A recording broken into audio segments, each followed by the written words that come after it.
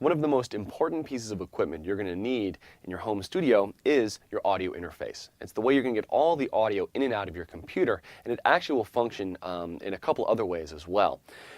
As you research an audio interface, it's actually a really good moment because it makes you think about what are the things you're actually going to be doing in your home studio. And you're going to find there's a wide range of capabilities with one of these devices. So I'm going to look at this Motu interface, and we're going to see what capabilities it has and talk a little bit about what you might need in your home studio. We'll start with the back of the device, and we can see this one gives us a wide range of different inputs and outputs.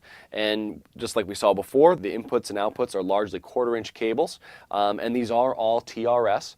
So that's one thing to look at when you're looking for your audio interface, to make sure that the inputs and outputs are TRS, will also allow you to use balanced cables and kind of reduce the noise in your studio. This interface does provide 2 XLR inputs. We have one on the back and one on the front here.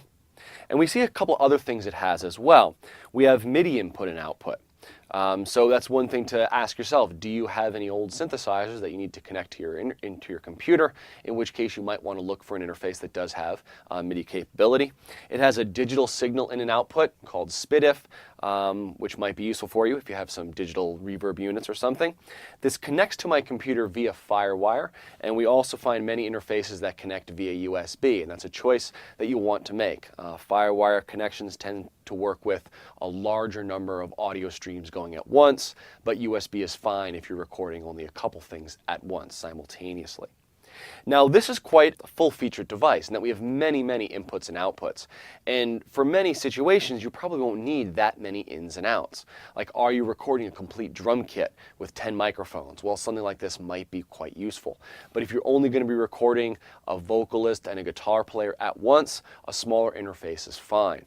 I would suggest actually getting a smaller interface if you're only going to be recording a couple things at a time, and getting a high-quality one as opposed to getting one that has many, many ins and outs. Particularly if you don't even have that many microphones or synthesizers. The additional ins and outs aren't going to help you at all. Now, in addition to having inputs and outputs, the interface actually provides a number of functions. So it does provide the ins and outs. We see that it has XLR inputs, so it will provide our microphone preamp capabilities here, in that it will have the functionality to bring the microphone level up to that standard line level.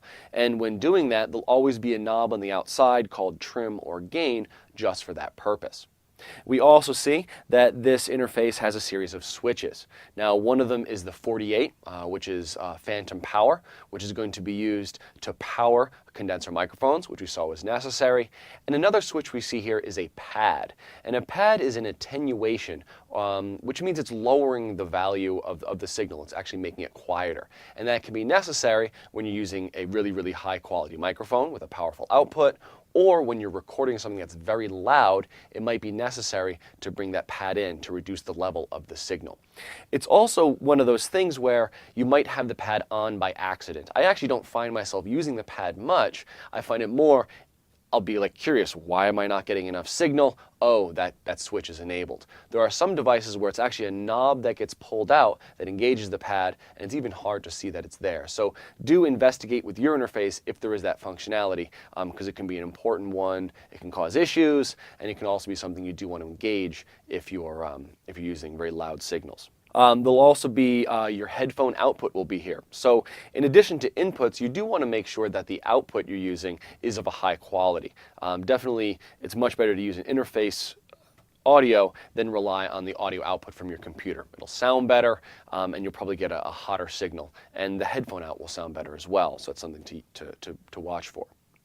Now, even inside this box, there are a couple things going on. We have the mic pre, which we mentioned already, but it also functions as your analog to digital converter. So this is providing that translation from a continuously variable signal into a digital signal, which we will talk about in depth later in the course. And on the other side, the output side of things, it is also providing the digital to analog conversion. So we see that the interface provides us many things in our signal flow. So we want to be careful and choose one that meets our needs and is of very high quality. Now, there are so many possible options for this. I think it's a great option, a great opportunity to go to the forums and start discussing about interfaces, your experiences with them, how they're being used, and kind of what you need. Some things to watch out for when purchasing an interface are going to be, does it work with your computer? So make sure that all the drivers are there and it will function with your computer, and make sure it has all the functionality you do need and not too much extra stuff. I actually find that kind of one with like less knobs and less ins and outs, but of a higher quality, will serve you much, much better in the long run.